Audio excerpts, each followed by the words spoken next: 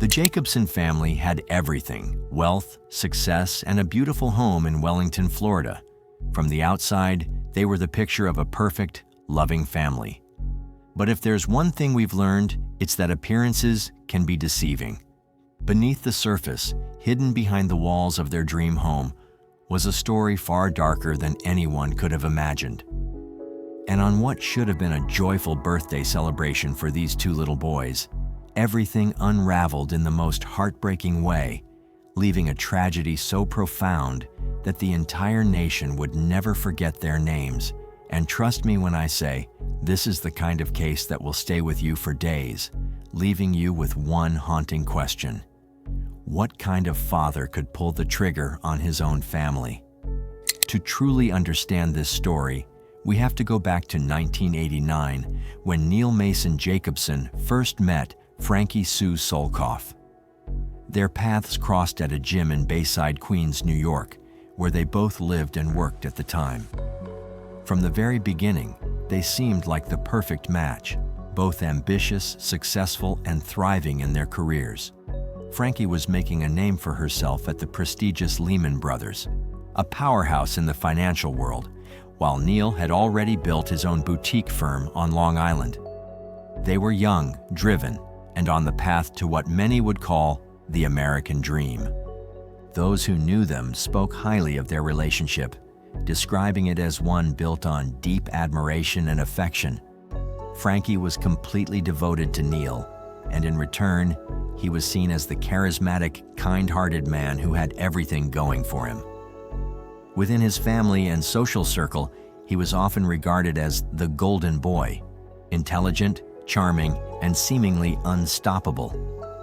He had a way of making things work, and to everyone around him, he and Frankie appeared to be the perfect couple. It wasn't long before they took the next step, getting married and settling into Neil's home in New Jersey. Their transition into married life was effortless. Neil continued to grow his career in mortgage banking, eventually launching his own mortgage brokerage firm, while Frankie remained dedicated to her work in finance. Together, they built a comfortable and fulfilling life, filled with shared passions and adventures. They were the kind of couple who did everything together: bicycling, scuba diving, weekend getaways to the countryside, creating memories that only strengthened their bond. From the outside looking in, they had it all. But despite their seemingly perfect marriage, there was one thing missing: children. They longed to start a family, but the journey to parenthood was not an easy one. For years, they faced the devastating reality of infertility, enduring the exhausting process of multiple fertility treatments, each one bringing a wave of hope and heartbreak. It was an emotional battle, but they refused to give up. Finally, after years of waiting and struggling, their prayers were answered in 2003 when they welcomed twin boys, Joshua and Eric. Already blessed with a comfortable life, Frankie and Neil were happier than they had ever imagined. Their family felt whole, and they were thriving in both their personal and professional lives. However, there was another lingering challenge: distance.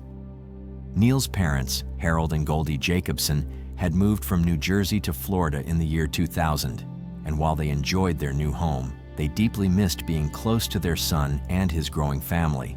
They often voiced their frustration about the separation, wishing they could spend more time with their grandchildren. By 2005, life took an unexpected turn for the Jacobson family when Harold was diagnosed with cancer. His condition worsened quickly, making travel to New Jersey impossible. This became a breaking point for Neil. The thought of being so far from his father during such a critical time was unbearable. Without hesitation, he made a firm decision. He was moving his family to Florida to be closer to his parents. But even before the move, Neil had already started investing in Florida real estate. He had purchased a pre-construction investment condo in Lantana, and not long after, he bought another. Real estate became somewhat of an obsession for him, and soon he found himself purchasing a third pre-construction condo. He knew he was overextending financially, but the allure of the booming market kept him going. Frankie, on the other hand, was skeptical. She voiced her concerns, questioning the practicality of his growing investments. But Neil was determined. His mind was set, and nothing was going to change it.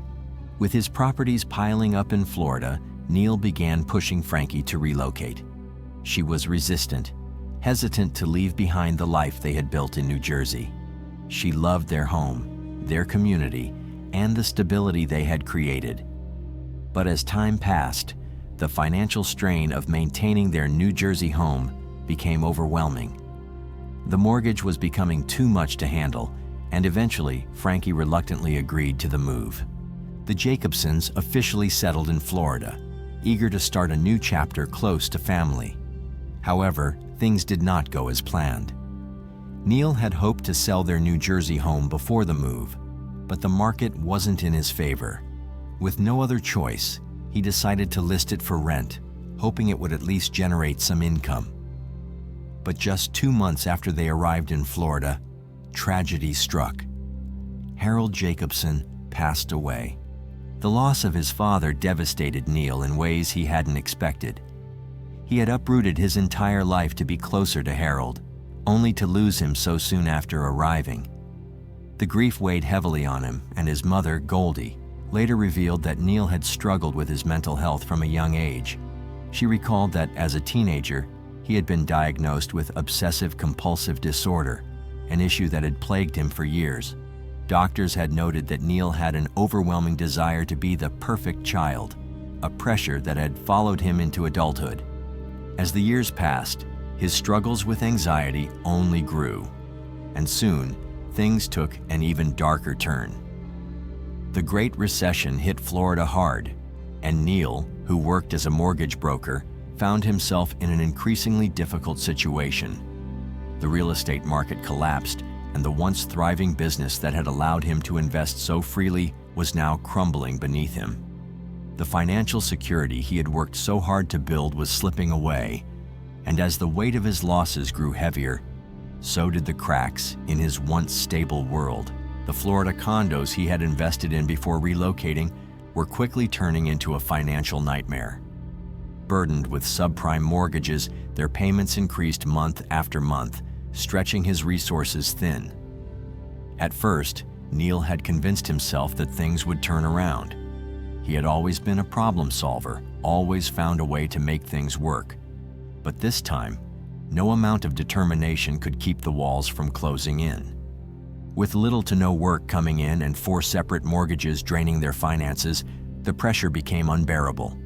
At first, Neil and Frankie tried to hold on, dipping into their savings to stay afloat.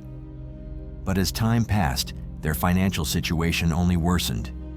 Bills piled up, debt collectors began calling, and the stress of trying to keep everything together was pushing Neil to his limits. Desperate for a solution, he started making risky financial decisions, one bad choice after another, each one digging them deeper into a hole. He chased after risky investments, sought out loans, and even considered selling off what little they had left, all in a futile attempt to stop the inevitable collapse. Eventually, the weight of it all became too much to bear.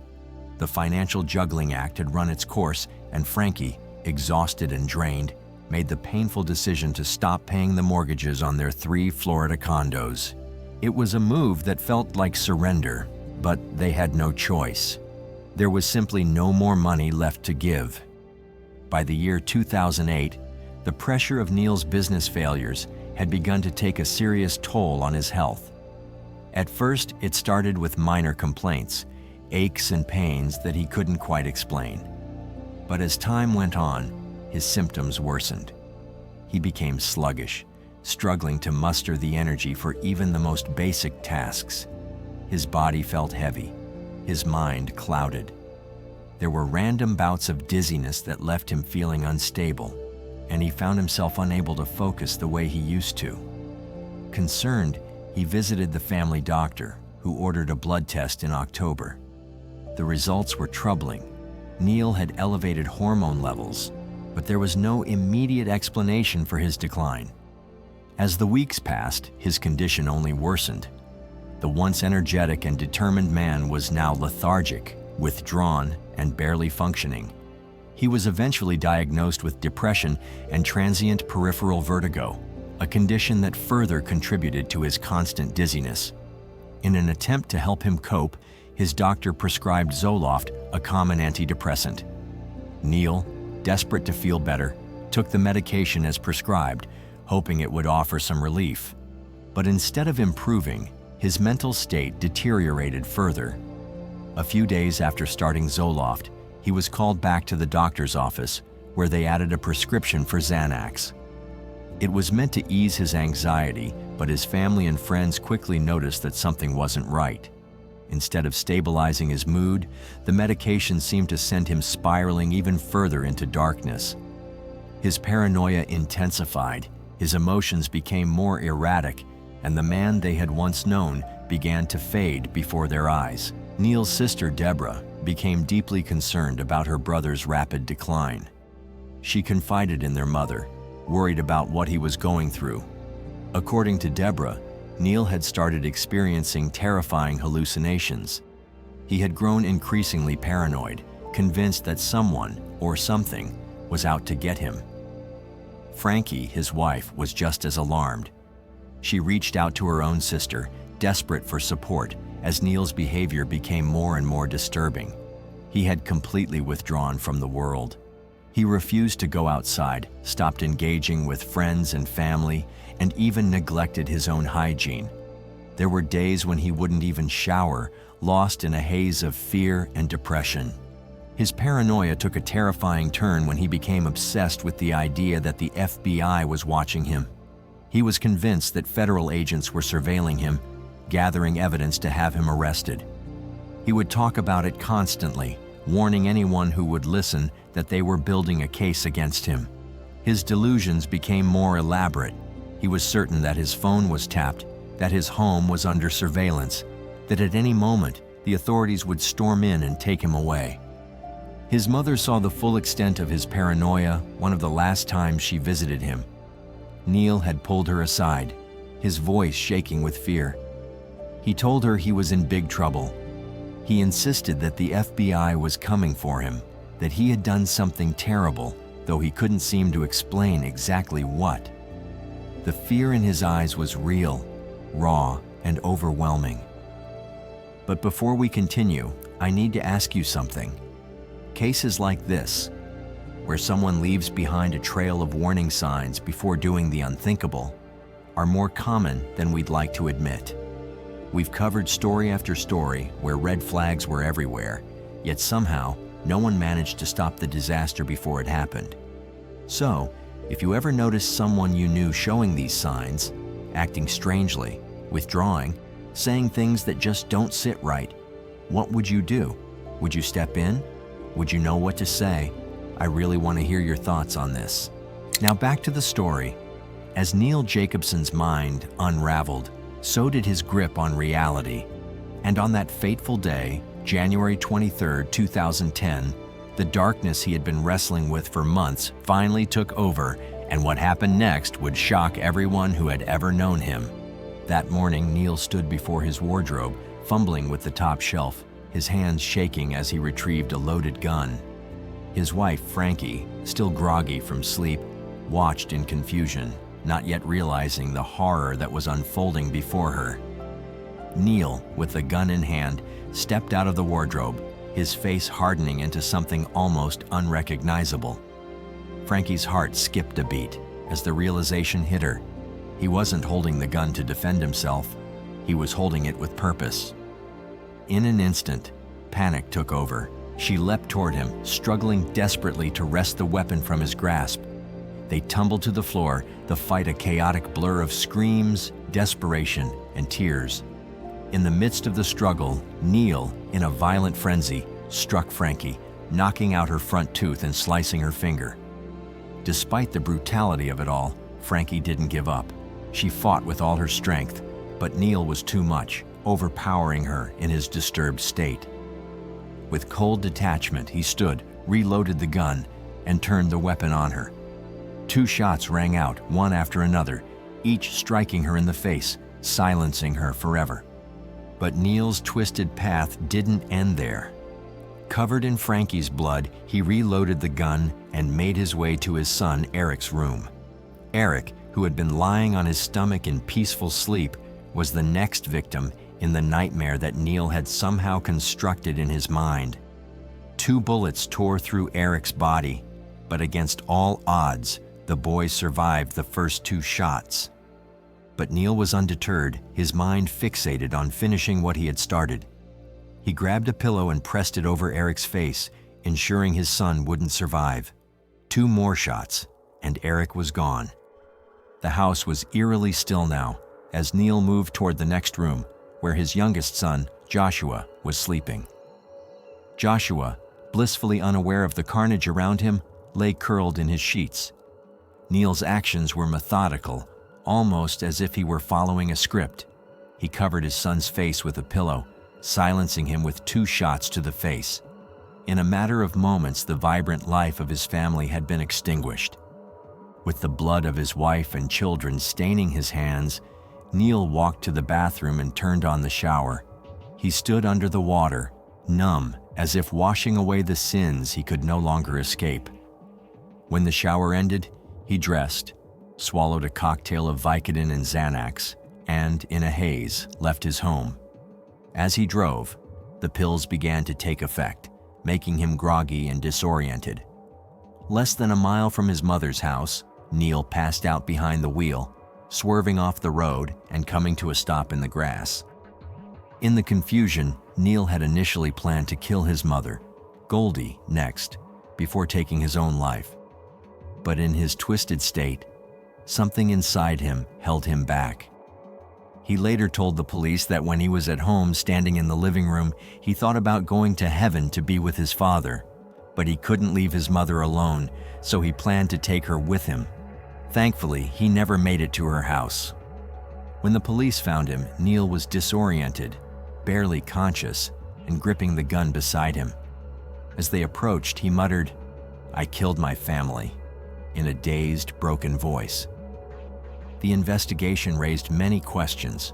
Was Neil a victim of the side effects of his medications, or had he planned this horrific act all along?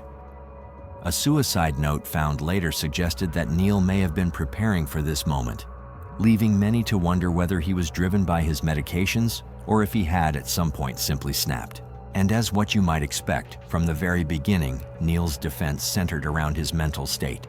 His attorneys argued that he had been suffering from severe depression, anxiety, and paranoia, all of which had been worsened by the medications he was taking. They described a man overwhelmed by financial ruin, haunted by the fear that the FBI was watching him, and convinced that there was no way out. His legal team insisted that he had not acted out of hatred or rage, but had instead been driven to an unimaginable breaking point due to the side effects of his prescription drugs. To support their argument, the defense brought in medical experts who testified about the dangers of Zoloft and Xanax, the 2 medications Neil had been prescribed before the murders. These drugs, they explained, could cause extreme mood swings, hallucinations, and suicidal tendencies, especially when taken together in high doses. Neil's behavior before the killings, his paranoia, delusions, and refusal to leave the house, was presented as clear evidence that he had lost his grip on reality. His lawyers pushed the narrative that Neil had been a loving father and husband, a man who had never shown any signs of violence before, making it hard to believe that he had killed his family intentionally. But the prosecution had a different story to tell. They painted Neil not as a victim of medication, but as a desperate man who had methodically planned the murders. They argued that his financial troubles had reached a boiling point and that instead of facing them, he had chosen to take his family's lives in an act of ultimate control. They pointed to the way he had executed the killings, retrieving his gun, reloading it multiple times, and ensuring that no one survived. To them, this was not the act of a man lost in a haze of confusion, but one who had made a deliberate and calculated decision. One of the most compelling pieces of evidence against Neil was the suicide note found in his home. The note indicated that he had thought through his actions and accepted what he was about to do. It wasn't the frantic scribblings of someone in the middle of a psychotic episode. It was organized, reflective, and, in the prosecution's view, proof of premeditation. If he had truly been unaware of his actions, why would he have left behind such a message? The prosecution also called witnesses to testify about Neil's behavior leading up to the murders. His sister Deborah had noticed a dramatic shift in his personality. He had become increasingly paranoid, talking about the FBI coming to arrest him. His wife, Frankie, had confided in her sister that Neil was no longer the man she had married. He had stopped showering, refused to leave the house, and seemed trapped in his own mind. While the defense used these accounts to argue that Neil was suffering from a mental breakdown, the prosecution used them to show that there had been warning signs that should have led Neil to seek professional help instead of resorting to murder. Neil's mother, Goldie, also played a heartbreaking role in the trial. She had been one of the last people to see him before the tragedy. When she recalled how Neil had told her, "Mom, I love you no matter what happens," the courtroom fell silent. At the time, she hadn't thought much of it, but in hindsight, it was clear. He had been preparing for what he was about to do. Goldie, who had always seen her son as a kind and loving man, struggled to reconcile the Neil she knew with the one on trial for murder. As the trial progressed, the jury was left to decide whether Neil Jacobson had truly been in a state of drug-induced psychosis, or if he had coldly and deliberately murdered his wife and children. The prosecution emphasized that Neil had made a series of conscious choices, loading his gun, aiming at his loved ones, pulling the trigger multiple times. They argued that no matter what struggles he was facing, nothing justified what he had done. The defense, on the other hand, urged the jury to consider his mental state, to see him as a broken man who had been consumed by fear, paranoia, and desperation. After days of deliberation, the jury reached a verdict, guilty on all counts. The judge, while acknowledging the tragedy of the situation, made it clear that no level of financial distress or mental illness excused the murder of innocent children and a devoted wife. Neil Jacobson was sentenced to life in prison without the possibility of parole. His fate was sealed, and the courtroom was filled with an overwhelming sense of loss. Victor and Tiffany, Neil Jacobson reached a plea deal with the state. He changed his plea of not guilty to guilty of 3 counts of first-degree murder. Now, after killing his family, he tried to kill himself, in fact, even leaving behind a suicide note detailing why he did it. He said the reason was the family's mounting financial situation. Now he's going to spend the rest of his life behind bars. Neil Jacobson answered to the judge in this Palm Beach County courtroom today, admitting that he shot his wife Frankie and then shot their twin 7-year-old sons while they were asleep in their Wellington home back in 2010. But when it was the family's turn to speak in court, Neil held his head and never looked up. There's not a day that goes by that I don't hear my sister saying, "Good morning, Sherry. Good morning, Sherry. What are you doing today? What'd you eat for breakfast today?" It's not going to be Robin. How are you? Even after the trial ended, many questions remained. Could this tragedy have been prevented if Neil had received different treatment? Were the medications to blame? Or was he simply a man who refused to face his failures? No one could say for certain. What was undeniable, however, was that a mother and 2 young boys had lost their lives in the most horrific way possible, and nothing could ever undo that. Now I want to hear your thoughts. What do you think drove Neil Jacobson to do something so unthinkable? Was it the weight of his financial struggles, the side effects of his medication, or something much deeper? Drop your thoughts below. I'm really curious to hear what you think. If you like the way we create these videos and you want to help bring more cases like this to light, hit that like button and subscribe for more deep dives. Thank you once again for watching.